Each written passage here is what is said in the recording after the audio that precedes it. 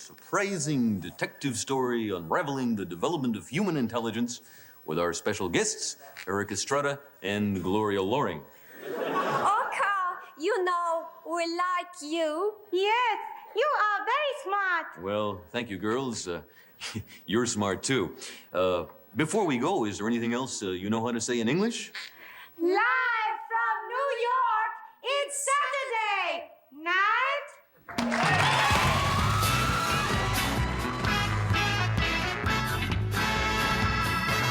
Hello and welcome to the Not Ready for Primetime Project. We're Gary Seath and Brad Robinson. And you're not. This week on the early years of SNL, we're talking about Season 5, Episode 18, with host Bob Newhart and musical guests The Amazing Rhythm Aces and Bruce Cockburn. This show originally aired on May 10th, 1980. Brad, we're doing something different this week. We are. I have several questions. Okay, good. I have one answer. All right. So we're live. We should say we're live. We're doing this live. Together. Yes. So my first question is, might you have a larger couch? We're very close. We're very close. I don't know how I feel about There's this. a good, 3 feet between us. Okay. 2, do you have a blanket by chance? It's very cold in here. Do you not do. pay your heating bill? There's What's going on? Blanket right here. Great. Good Take to it. know. It says, yeah, it's for you. Ho, ho, ho. What else? Oh, I know. Why? We're 100 some odd episodes in. We have 3 left. Yes. Why are we changing things up? Why are you trying to get fancy? Trying something different? Yeah. Well, because... I don't like change. I do not. I know. I'm trying to take you out of your comfort zone. Do you see how relaxed I am? Yes. How tense I am? Yeah, I'm kind of curious as to why. Does not bode well. So what we're going to do this week, dear listeners, is... something completely different. Brad and I are here together. Speaking of not different, I'm going to have a drink, but keep going. Yeah. We are at my house, and we are going to watch the episode together and then do our commentary live. That doesn't mean you're going to have to sit and listen to us watching the entire episode, but the reactions that you'll get from us will be immediately after we've watched the episode, which is not normal for us. It's something different and fun because we're together. We haven't been together in a long time. I mean, the last time we did, nothing went wrong. Chris Christopherson, that was pitch perfect. I feel that actually like. wasn't the last. Yeah, that wasn't the last one we did together. That was the last one we did together here at my house. Yes. And that one was for anyone who doesn't remember. The Chris Christopherson episode was famously he was drunk and we were not. There we go. Moving on. Everyone's up to speed. Let's go. We thought it would be a good idea if we did that episode intoxicated. So go back and listen to that. It was the end of season 1. It was episode 22. It's a fun listen, but it was rough. This time we are not drunk yet, I don't think. And this should be fun. I'm really excited for Bob Newhart. I'm a huge Bob Newhart fan. I love this. You would be. Why is that? I could see you. No, I could see you being a Bob Newhart fan. That deadpan kind of straight man intellectual comedy. Yes, I could see you being a Bob Newhart fan, of course. Well, I will take that as a compliment. Thank you. I don't think it was meant that way, but okay. Oh, well, that's how I'm taking it. It was great. Bob Newhart, what was Bob Newhart doing at this time in the early 80s? Well, this exact time, I don't think he was doing anything, right? Because he had done the Bob Newhart show, his first show, which ran for 6 seasons, right? From 72 to 78. So I think he's most well known for that. Or, honestly, at this time, he just being one of the best stand-up comedians of all time. You know, he had released a bunch of albums at this point. His first album came out over a decade ago in 1960 and won him a Grammy. Did you know that album got Grammy for Album of the Year? Not just like comedy. Oh, really? Yeah, like Album of the Year. I don't think I realized that, no. Yeah. And it won a total of 3 Grammys, and then I think he went on to record at least 10, 11, 12 more albums after that. But at this point in 1980, the most recent thing he had done would have been the Bob Newhart show, the first one where he played the psychiatrist. And that show was before our time, so I'm not really familiar with that show. No, you would know, obviously, the later show, which Right. is what, Newhart, right? Yes. When he owned the cabin or whatever that was, because that was all through the 80s for like 8 seasons, yeah. Right, that was the one that took place in, I think it was New Hampshire or Vermont. I think. Vermont, Yeah, that's yeah, it. yeah. Yeah. He did have a small role in a Walter Matthau movie that came out a little bit earlier, like a month or so before this, prior to this. And we mentioned it, I think, a couple episodes ago when our wives were on. He does play the president in that movie First Family that comes out later this year that Richard Benjamin directed. Oh, right. Okay. Which, fun fact, the last feature film role he did for, I think, 17 years. Really? Yeah. Wow. Can you guess what that next role would have been? I'm trying to think. I don't know. 17 years? In and Out. Oh. I thought you were going to say Elf, but yeah, In and Out. No, I wasn't. That's interesting. Oh, that's cool. Yeah. And we should say Bob Newhart does host again some 15 years later in season 20. At the end of the Newhart show, he comes back and hosts that famous, a pretty good episode, I would say, in season 20. Right. And that show had one of the best endings of all television shows ever. The season 20 Bob Newhart SNL? No, I don't remember how that one ended. Oh. He said goodnight. Yes. He said, thank you, good night. It was a Thank great you, episode. good night. Yeah. I want to thank whoever the musical guest was. No, Newhart, that's the one where he woke up and it was all a dream. He woke up with his wife from the first show. From this first show, right. Yeah, the one yeah, in 78. Yeah. It's brilliant. Yeah, it's really good. Brilliant ending. It is good. But Bob Newhart's so smart. He's so funny. I feel like he's one of those comedians, obviously, that any comedian will point out as like an inspiration. Like, this is a guy who like set the mold, is a standard bearer. He's just, blazed that trail that people followed for generations to come. Right. And then infamously later in life, his real life friendship with Don Rickles came to the forefront, and they were interviewed about that a lot. Oh, really? Yeah. Did you not know this? I mean, Don Rickles is friends with everyone, of course. But they were like tight. They were very close friends who vacationed together. Their wives were best friends, and they became super tight, super close friends forever, for like the last 50 years of their lives. It's pretty interesting because they're not two guys that you would think together, with their style. Right, they're very different. So we're going to do something different. Like I said, we're just going to watch this episode and then come back and kind of go over the sketches with you and kind of relay them. I know Brad has done his research as always and knows what we're getting into. So it should be fun. It should be different. Yeah, and it's an interesting episode. I feel like Bob Newhart's somebody they would have wanted to have in those first few seasons and never got. And now as season 5 is coming to a close, it's like they reach out and like, here's your chance, Bob. If you want to be on, this may be your only chance to be on the show. So interesting to see him not on the show in its prime and literally at the tail end. Yeah. All right, so should we just get into it? Let's do it. All right, here we go.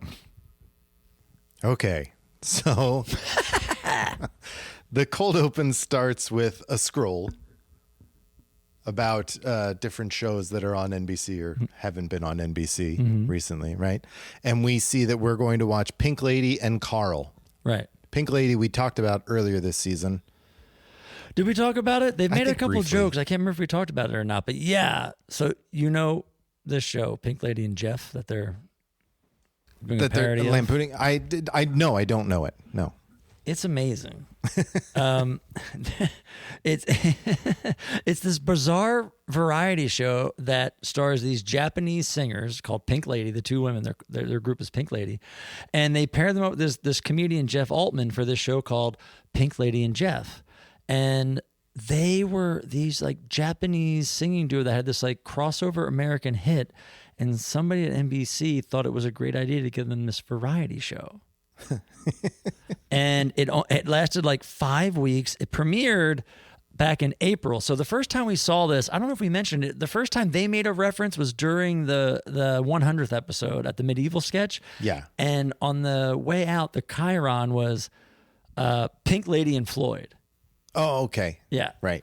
And then they made a joke on Weekend Update about it, and I think they've made a couple small jokes about that. So now they're finally, now that the show's off the air, really going after it. So like that's the where the root of this comes from, is this bizarre NBC variety show. Apparently the two women couldn't speak English. Like when they signed them for this show and booked them, they thought because they had a song that they sang in English that they could speak English, but they did not. Oh.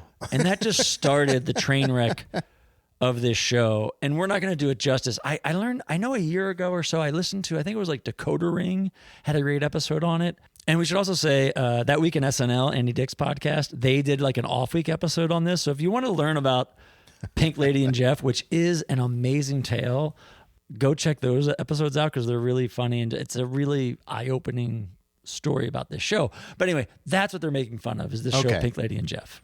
Right. So instead of Pink Lady and Jeff, it's Pink Lady and Carl. Harry is playing Carl Sagan. Pretty good, I'd say. Noted physicist. Yeah. Unsurprisingly. No, I really enjoy when Harry gets the lead on things like this. I know. I just like when he gets the lead on things with other people and it's not just a Harry solo bit. Lorraine and Gilda play the Pink Lady. Don't get woke on us now. Yes, they play Japanese ladies. I know. No, it's more about their accents, which were, I honestly didn't know that they were Japanese at first.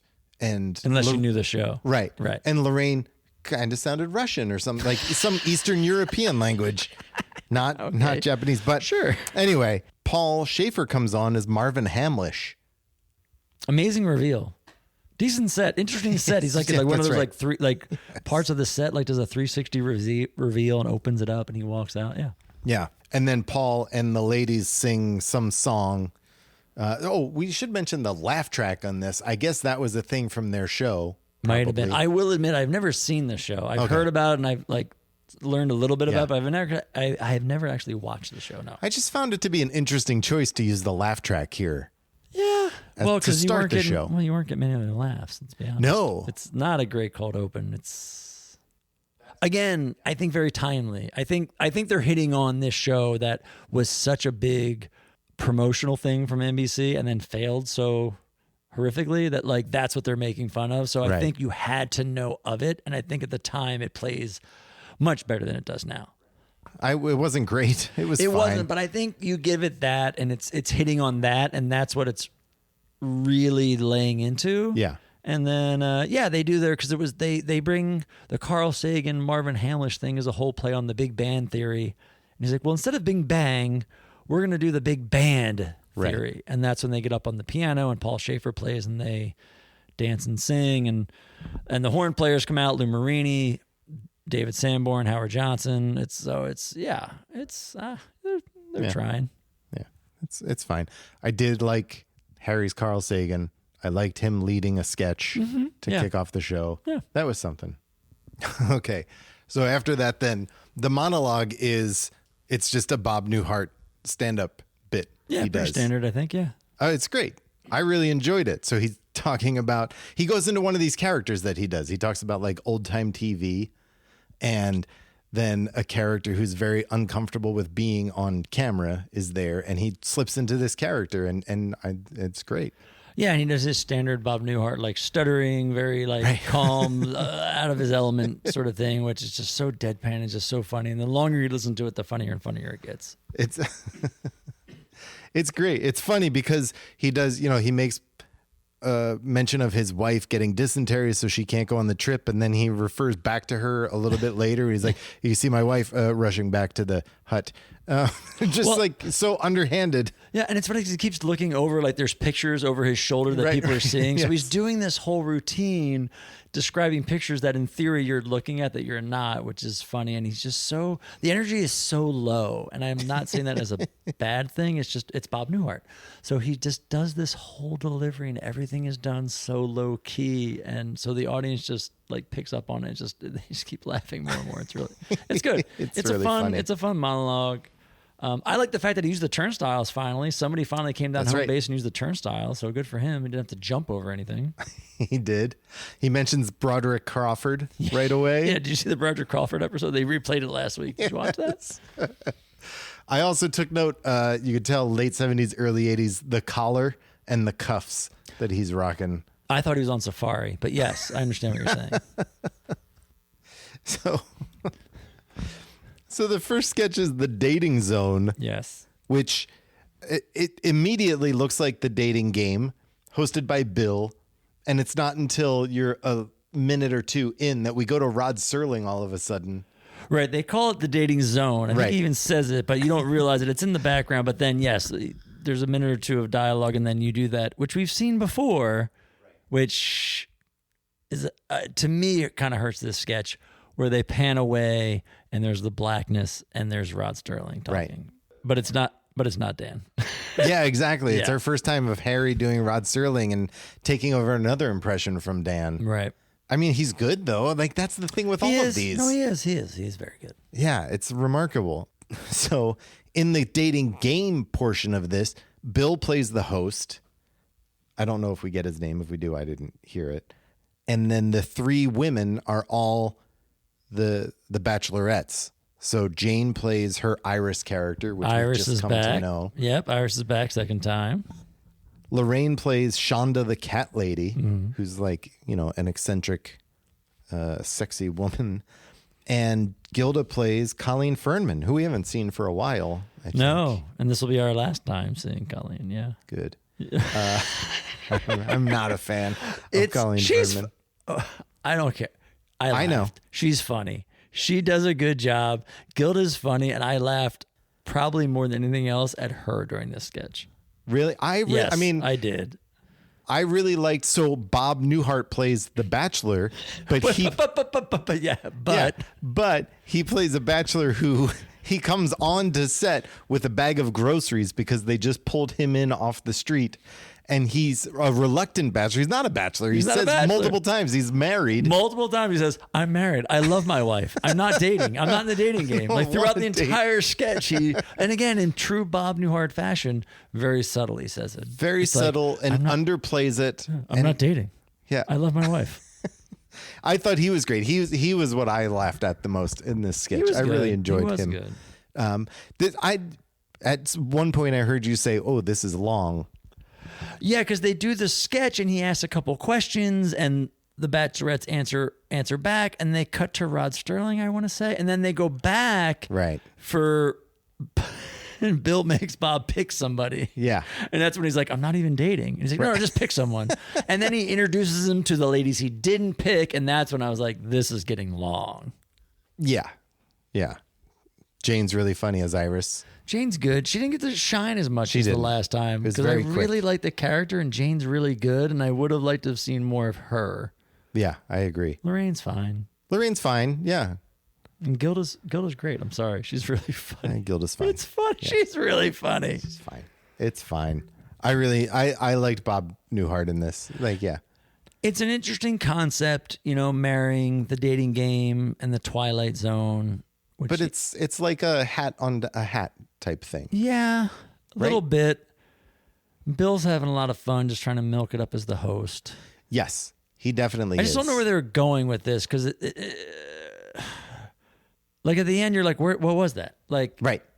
And it wasn't really a showcase for any character. Like, even though we saw Iris and Colleen again, like they really, I guess it was kind of a showcase for Gilda a bit because she was the one he picked. Right. And it was funny when he picks her and she comes down, and then their prize is to go dancing.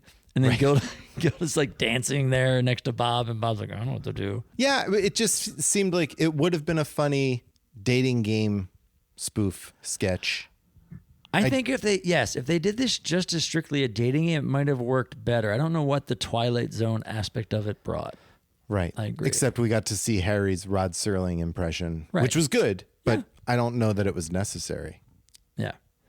And this was written by the ladies. This was an Ann Beats, Rosie Schuster, Sarah Paley. I think possibly one more. I'm not totally sure. But yeah, so it's an interesting piece to see from the ladies' point of view. And it's there. Again, I agree with you. I think they dropped the Twilight Zone thing, and this could have worked much better. You know, it can't be better. What? I know. Our musical Are guests. you already dissing the musical guests? They No, haven't even no, come no. on yet. They have not even come on yet. And you're dissing them. No. I said it couldn't be better because we get to see Blue Lou and Bill Murray featured in this musical performance. You do love Blue Lou. That's true. I do. Friend of the pod. All right, so we get the amazing rhythm aces. Bob Newhart changed his jacket for some reason. He did. Oh, Blue Lou right off the bat. David Sanborn's pissed that Blue Lou took the solo. Chicago's Not piano happy. player, I think, is playing. Really? Now they've panned away during David Sanborn's sax solo. Their lead singer's 5'3". Oh, Look at this little guy. That's like Paul Simon right yeah. there. Paul Simon. Look at the bass player. You love this- bass players. Look at that fucking dude. Ball with like I 12 12 inches of hair going Look how down the back. giant that bass is, too. Wow. I do like that guy. The drummer came right out of central casting for 70s drummers. Kind of looks like Levon Helm, not going to lie. It's not often you see a lead singer with his hand in his pockets. Wearing while he's suspenders. He's wearing jeans and a Hawaiian shirt and blue suspenders. Kind of sounds like Randy Newman. You know who would love these dudes? Thomas? Yeah, Thomas is pissed he didn't get this episode. He's very upset right now, I guarantee it. I didn't know you could wear suspenders with jeans. I didn't know either. that was a thing. No, I don't know that it is, but maybe we should bring it back. Look at that big scar on his knuckle. Oh, yeah. We don't need a close-up of that. That bass player's amazing. Yeah, that bass player, he kind of looks like a Muppet. Like a live-action Muppet. Like, if you were to create a Muppet bass player, that's your guy. He kind of looks like Floyd from the Muppets if he were to come to life. Floyd had more hair. Floyd did have more hair. This is like a poor man's Paul Schaefer on piano with a mustache. These guys do 2 songs. Like, fucking buckle in, buddy. They do another one right away? Yeah. Oh, boy. Wait, watch this. Where'd that guy come from? That's Bill Murray. Oh, that's Bill Murray in the back? I see him now. Okay. So Bill Murray got these guys on. Remember we Okay. talked about like, it's season 5. Who do you guys want on? Bill Murray wanted the amazing Rhythm Aces on. And then he got to apparently play with them. Playing maracas. The first song was Who Will the Next Fool Be? This is Third Rate Romance. Right. Both of these songs are off their first album, which came back, I think, in like 75. And this, Third Rate Romance, was their biggest hit. It was like a top 40 hit. This was the biggest hit Okay. these guys would have. Bill's really into it. Of course he is. They're their boy. They're his boys. Do you think that they came on and played at Dress and it did not go over very well? And Bill's like, I got to get out there for this on I live. don't know, because now he's singing with them? Well, he obviously knows. He's a fan. Right. But why would they let him sing? I don't know. I'm saying because Dress went over so poorly. No. They're like, Bill, can you please come out with us on the live performance? He's not adding much, though. Or it's just, you think, like, him being out there. It's him. He's all into it. It's fucking Linda McCartney out there.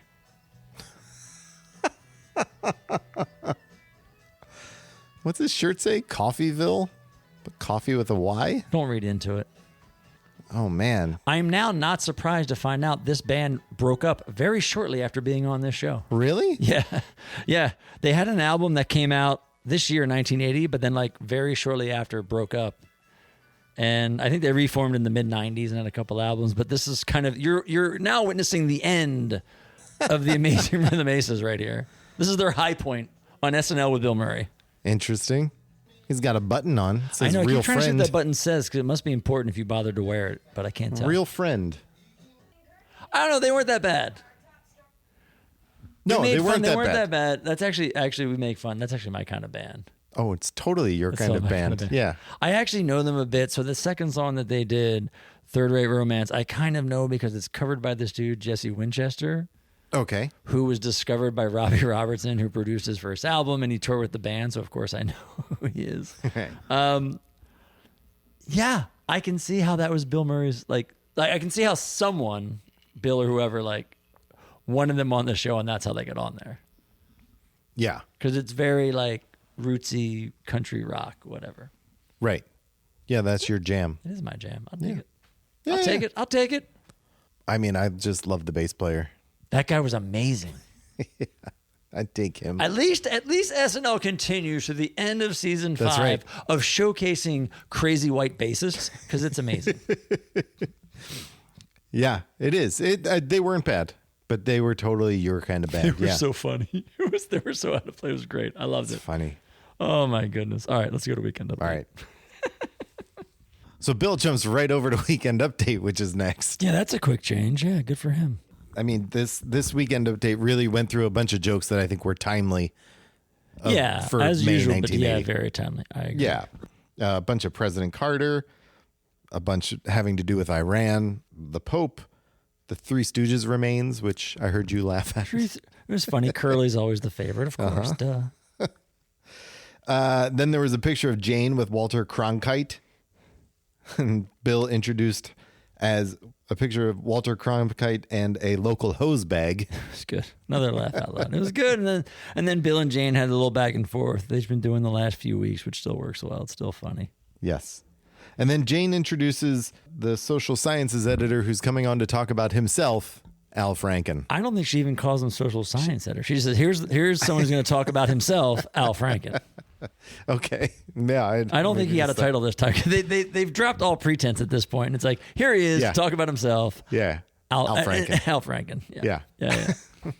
And he talks about himself being outside of Rockefeller Center, where you and I ran into Al Franken. That's true. We did. That's where we saw Al. That's right. Yeah, outside of Rockefeller Center, talking about limos, and this is the infamous limo for lamo bit. Yeah. So yes, it is. And I think we'll get into it. This is the infamous story about how Al Franken may have possibly lost his slim chance of taking over SNL after Lauren left. And I think we'll get into it more. We're going to, I think, do a whole episode on the end of the original era and what happened and how it moved on. So, but the sketch itself or the bit itself, it's very funny. I get in the cab and I start thinking, how did this happen to me, Al Franken? And I figured it happened because I was trying to get a cab. I should have a limousine. I mean, let's be reasonable. Here I am, Al Franken, one of NBC's few bright spots, and I'm forced to compete for taxis with you ordinary people out on the street. So I start thinking, who does NBC give limos to anyway? Okay, now there are some cast members here on Saturday Night Live who do get limousine service from NBC, and I'm not going to complain about that. These people are my friends, and it would seem a bit petty. But Garrett? Okay, anyway. I found out that NBC gives limousines to Tom Snyder and to Gary Coleman. Now, taste aside, these guys do star in their own shows, so I can't really complain about them either. But now get this. You know who gets complete door-to-door limousine service from NBC? Fred Silverman. Now, here's a guy who is a total, unequivocal failure. Okay, the guy's been here 2 years, and he hasn't done diddly squat.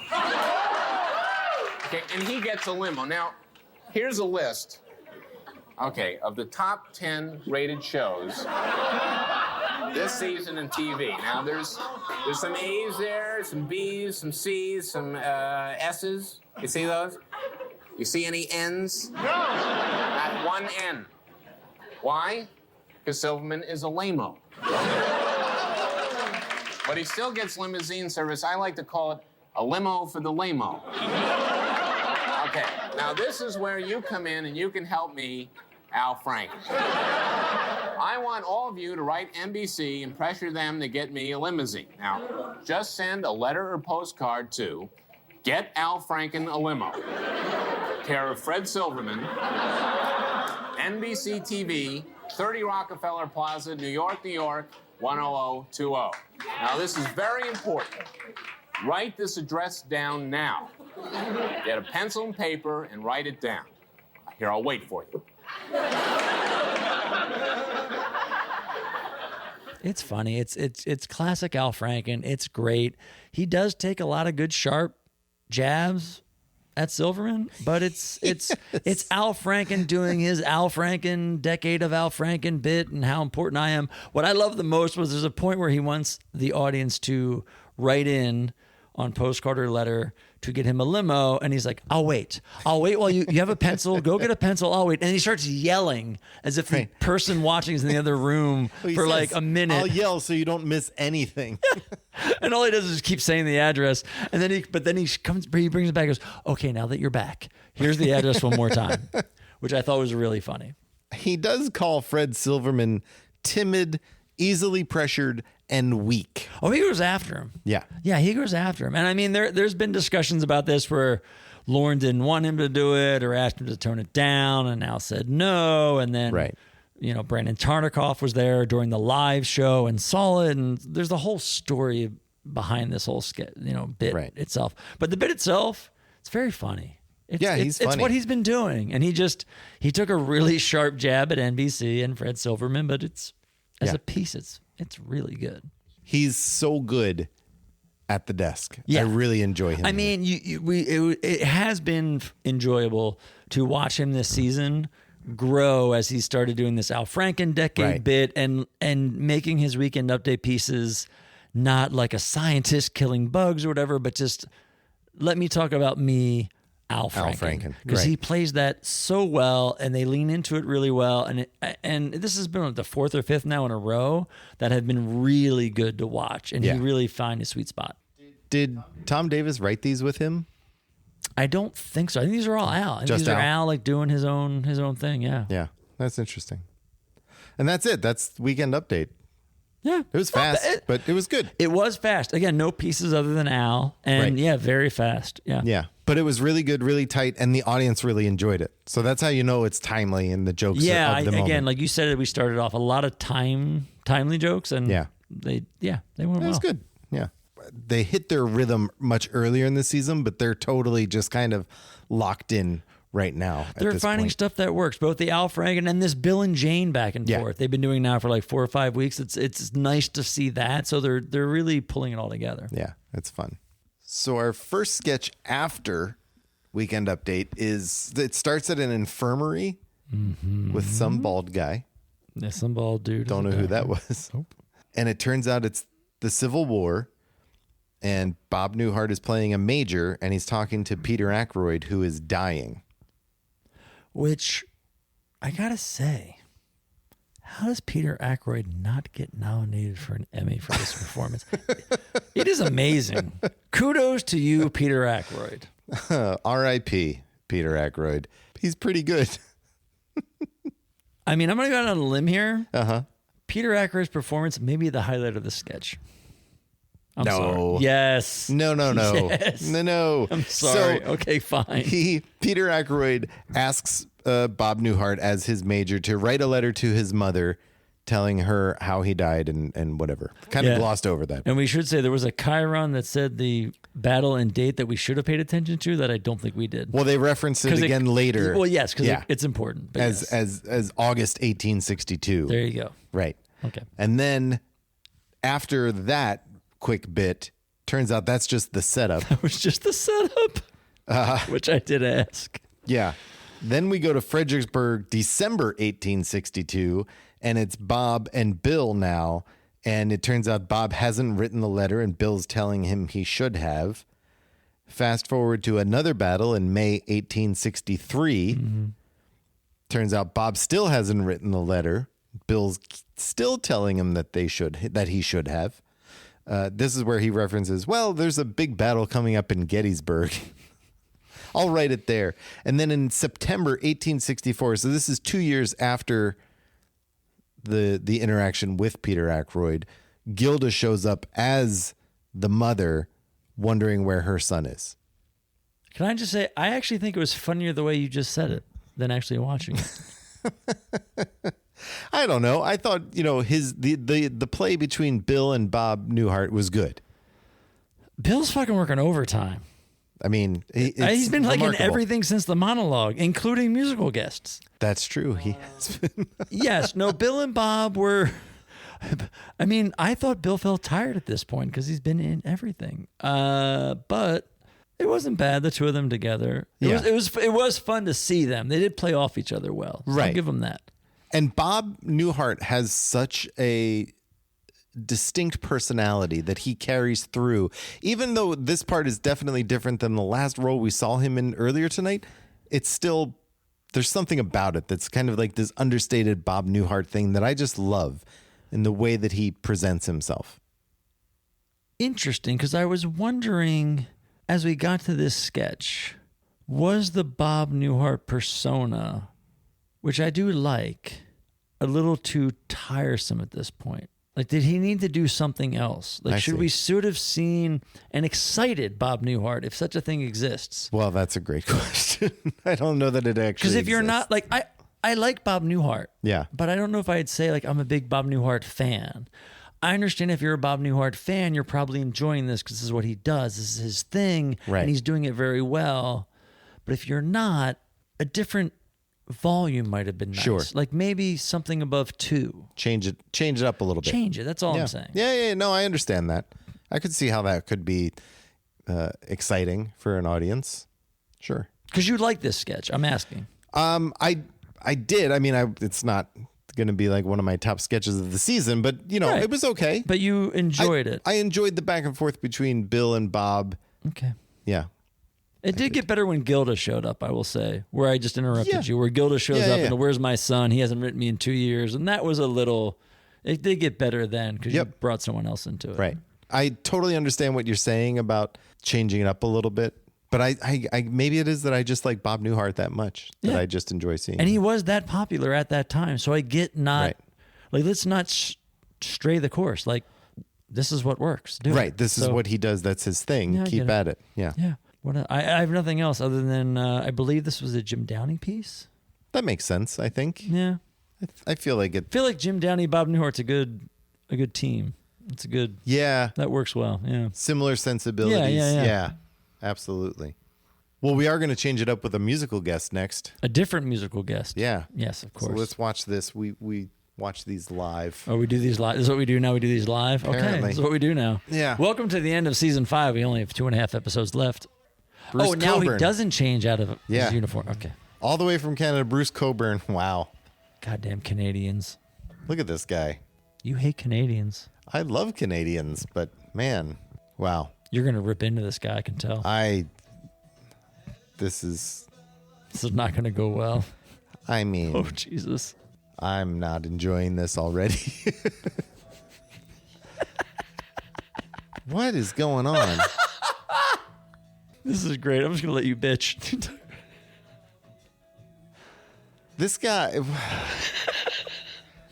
What is on his shirt? So his shirt he's got a purple shirt with like a crescent moon up on his shoulder. All right, then it's Mr. got a Blackwell. Now wolf? you're a fashion critic. I'm The just man's curious. singing. I'm. Remember how you have talked in the past about how when you're not engaged with something, you start looking at the background? That's Nope. where I'm at. I'm looking at the. Holy shit! Paul Schaefer singing backup. What is going on? Not playing. He's just literally singing backup Who else is with there? Lou Marini. Is that Lou Marini? That is Lou Marini and some other dude. That is totally Blue Lou and Paul Schaefer just literally around a microphone singing backup. Howard Shore. No. Oh, that might be Howard Shore. Yeah, that's Howard Shore. Can I just say, shitty bass player. Dude has no personality. But why are they singing backup? Because I just saw his bass player and his guitar player singing backup. Everybody on the stage has a microphone. That's true. The drummer Everyone does is too. singing. So why are those three on stage? Maybe And what they is lost a Paul's bet. outfit? There's nothing good about Paul Schaefer right now. None of this is good. Oh man. All right. Okay. Oh, Okay. sweet Moses. Do we have to talk about this guy, or can we just move on? You know what I would like to say? So Yeah. okay. So All right. would it shock you to learn that this was his biggest U.S. hit of all time? This is the song "Wondering Where the Lions Are." Yes. Yes. This came out on an album he did the year before. It ended up being his most successful album, and this was his only U.S. top 40 tune. It made it to like 21, 22, something like that. Were they that hard up for music in 1980 that this made it to 20 whatever? No, they were watching season 5. Oh. But do you want to know? Here you go. Here's my fun fact of this one.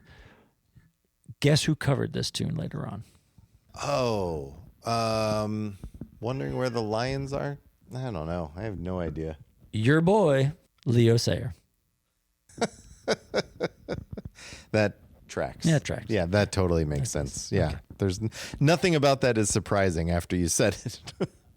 Yeah, I agree. I didn't love this. Different change of pace, very mellow, and just didn't dig it. Oh, that's the only time we see him tonight, right? Yeah. We don't have to go through another one. No. You're done. Let's go. right. All right, move on. Good. Hit Let's play. go. Moving on. Let's get something else. And then we're back with Dave, played by Bob, and he's with his wife Betty, played by Gilda, and they run a a variety store where they sell everything that anyone wants. So Bill and Lorraine come in and they want, I don't even remember what they want now. It was something absurd. That's what it is. Everyone comes in asking for something absurd and they have it without a problem. Oh, they ask for glass prisms. That's what it is. That's not too absurd. And then Jane comes in and then Garrett comes in with a whole list of things. Yeah, Garrett's here. Finally. I legitimately, the last sketch, we're like, is Garrett still on the show? It turns out he is. Yeah. Thank God. He doesn't get as much airtime this episode as Paul Schaefer does. No, who's Paul's also back. in this episode. Paul plays the kid's nephew. He asked for some dude's nephew. Like, which one? Jeff or Mark? Jeff. Jeff, of course. Bring up the Stern kid. That's right. Yeah, this is just the absurdity of they have everything, including a dead turtle frozen in a block of ice, square basketballs. You keep looking at me like I understand what the hell this sketch is about.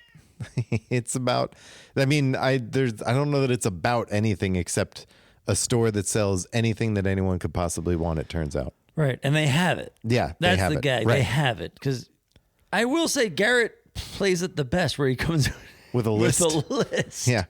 And it's like 2 square basketballs, Half a TV, the Stern kid, the Stern nephew. Right. And yeah, they miraculously have everything. Half a dozen Dewey Wins newspapers. I guess, you know what? Oh, God, I feel bad.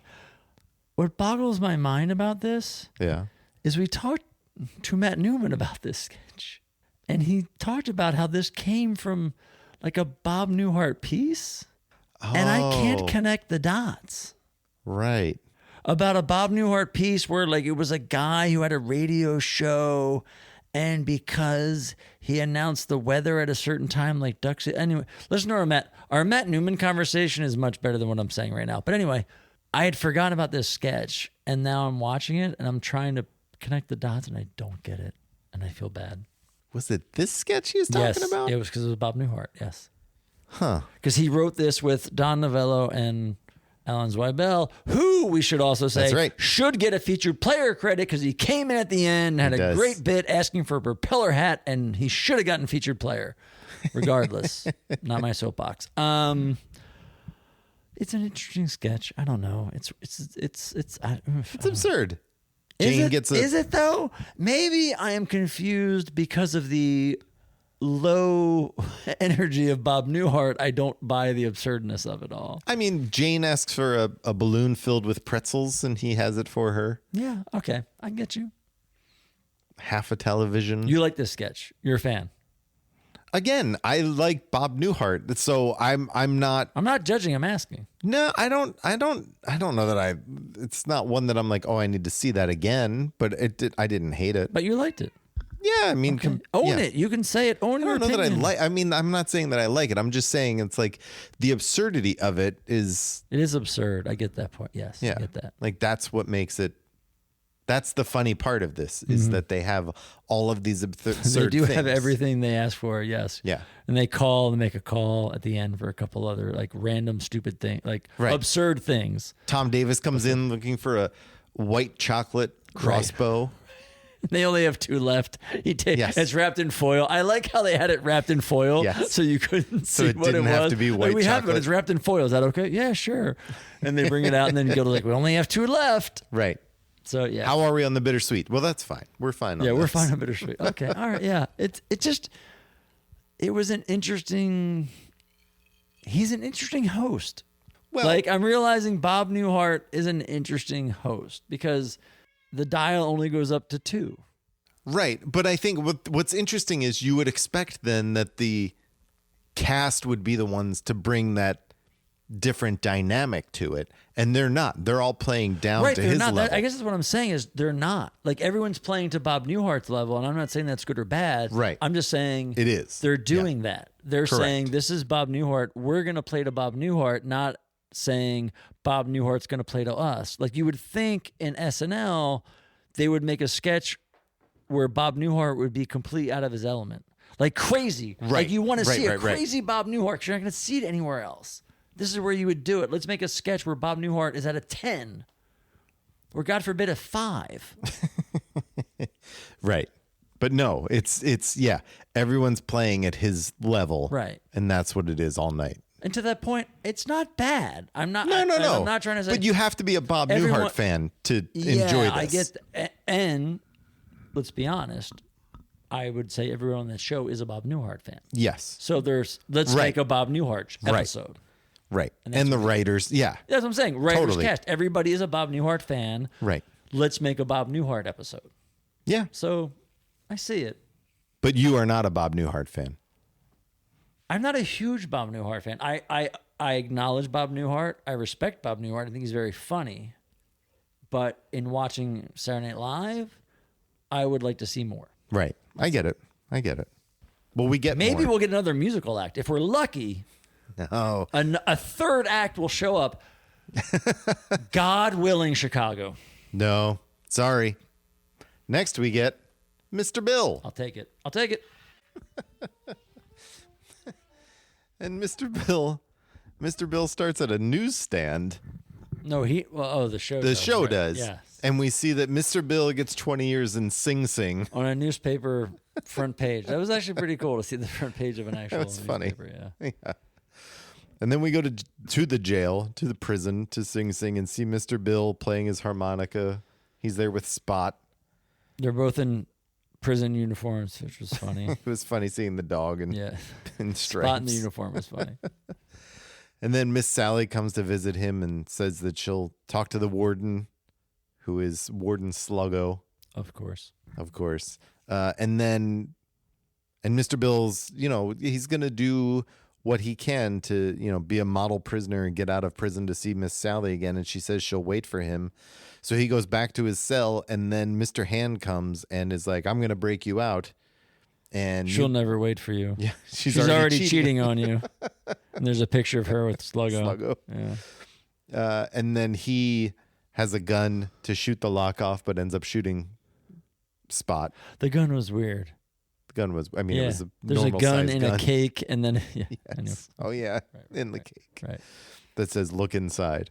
Yeah, and then it did, and then it turns into a regular Mr. Bill with Mr. Hand, seemingly pretending. There's to a help him. pickaxe to get out, and he cuts through Spot, and Yeah. then yeah. You must have liked that. It feels like he was like Walter was like throwing everything at this one. It's like, I'll tie you up with rope and hook you up to a car. Right. Then we cut outside and an actual car drives away. And then car. there's dynamite. It's like everything. Gunshots, We can yeah. Put your gunshots, everything we can put in this. Yeah, it was fun for Mr. Bill. For at this Mr. Bill, point. yeah, it's interesting. Like this, I mean, this is the last we get of the original era. This is Right. it, Mr. Bill in jail. We do get two more. Next season, we get the Christmas special that got I bumped. got bumped. Yeah, Shows up, and then and then at the end of season 6, he shows up in that cold open with Chevy. When Chevy walks in and does the SNL storage room or whatever, right. and does the cold open with Chevy, and then in season 7 we get the last proper SNL Mr. Bill Goes to L.A. Right. So this is basically the end of the Mr. Bill story. Yeah. Which I will say, credit to Walter. Like he talked to us about this. He had created both 4 and 5 seasons of Mr. Bill Right. as an arc. Yeah. Exactly. Yep. So yeah, comes to an end. It works. So I just realized this. I think it came out a little bit ago, but Walter has put Mr. Bill on TikTok, and there is a TikTok account called Mr. Bill's 50th Anniversary. Oh, So yeah, if you're a fan of Mr. Bill and Walter's work, please go to TikTok, check it out. Mr. Bill's 50th anniversary. He's putting up old Mr. Bills. He's doing a lot of like new Mr. Bill stuff with CGI and stuff like that on social media. So Walter's doing a bunch of stuff with Mr. Bill. So please check it out.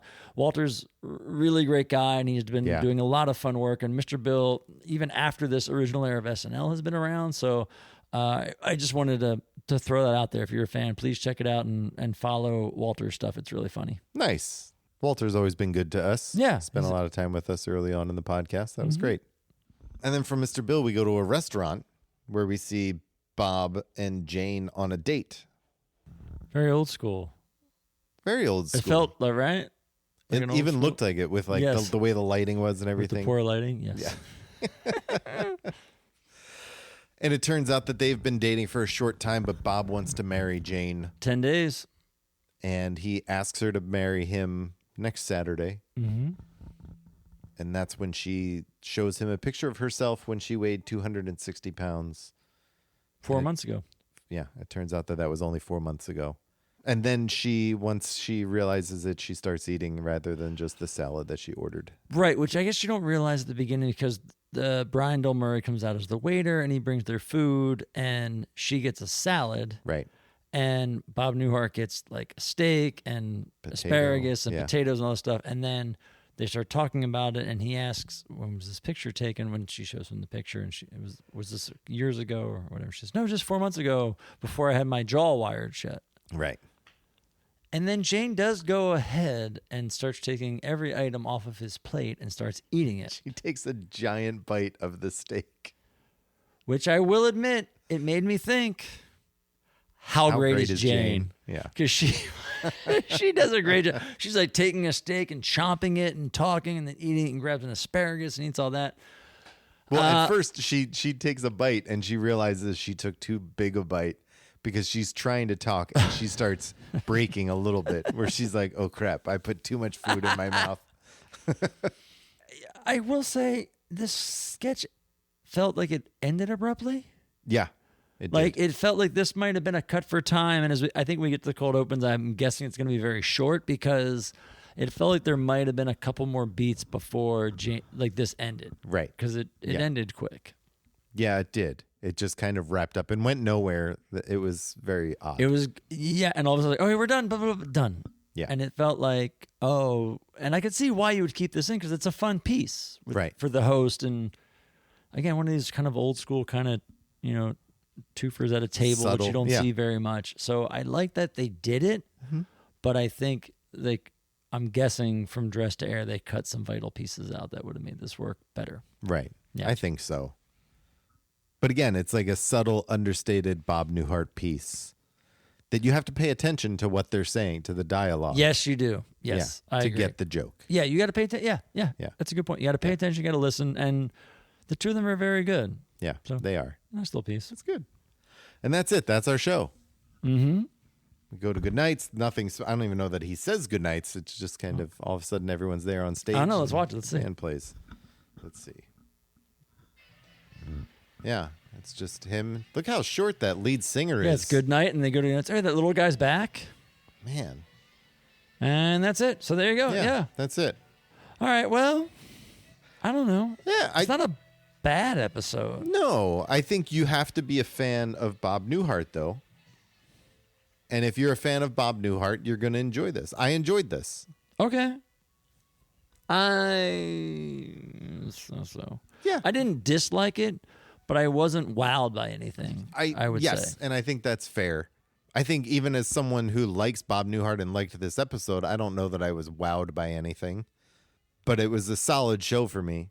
I mean, it was nice to see him on. I do feel like this was we're at the end of our run. We need to let's get Bob Newhart on. We may never get him on. We'll feel bad if we finished and Bob Newhart never was on the show.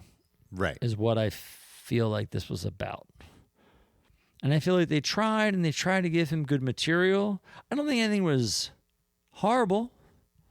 No. But nothing really excelled, unfortunately. Yeah. I think that's fair. It was a pretty steady episode. Yeah.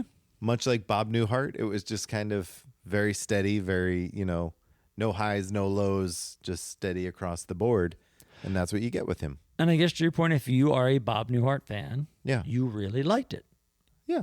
So, yeah. Well, Brad, what are your best bits? God, I don't know. I'm going to go Al Franken.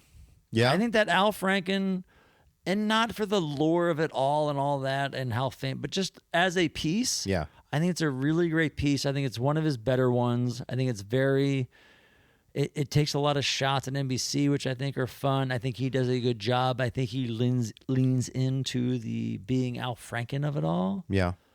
And nothing else really rose above. So I do the Al Franken Weekend Update beat. That's it. Yeah. I'm going to go with the dating zone. I liked Bob Newhart's character in this. I liked that he was, he was the typical Bob Newhart character, brought in from grocery shopping, married, but he doesn't have enough backbone to stand up to Bill Murray and be like, I'm out, I'm done. And he gets pushed around. But let that be your sketch. Yeah. Why do they make it confusing right. of a Twilight Zone? Like exactly what you said. I agree. Have it be a dating game show, the dating game show. Right. And the joke being this guy got pulled off the street. Right. And take the Twilight Zone crap out of it. Yeah. And I think it would have been much better. Yeah, I don't know why they had to go with that Rod Serling bit, but I did think Harry Shearer was good as Rod Serling. Yeah. I think his Rod Serling impression is better than Dan's. It's good. It just took the focus away of Yeah, it. yeah. Could have been a really good spotlight for Bob Newhart.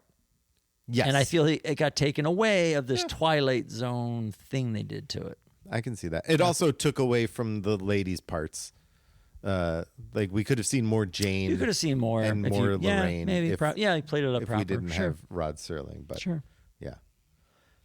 All right. Well, Not a bad episode. Not a bad it's episode. not bad. It's not bad at all. Like again, it's like it's fine. It's good. it's fine. Yeah. I liked watching it together. That was fun. And doing it live. Sure. You didn't like this? Your cat's still here? No, she's gone. Okay, I good. don't even know where she is. I'll give you something else to bitch about. Speaking of bitching, you hated this musical guest. Jesus. Yeah, yeah. Yeah, you did. Just own it. You hated them both. Well, I liked the Amazing Rhythm Aces more than I liked Bruce Cockburn, but not much. Next week on the early years of SNL, we're talking about season 5, episode 19, with host Steve Martin and musical guests Paul and Linda McCartney and 3D. It's a lot going on there. There is. Until next time, good night and have a pleasant tomorrow. Have a pleasant tomorrow. Thanks for listening to the Not Ready for Primetime Project. Look for us on social media everywhere at NR4PT Project. And please drop us a line to let us know what you think of the shows, and frankly, because we're kind of lonely, at nr4ptproject@gmail.com. The Not Ready for Primetime Project team includes Brad Robinson and Gary Seath. Please remember to rate and review wherever you watch and or listen to the show. Thanks for listening. Good night, and have a pleasant tomorrow. Brad, why do you do this? Do you do this to hurt us? Is that Lou Marini? Marini?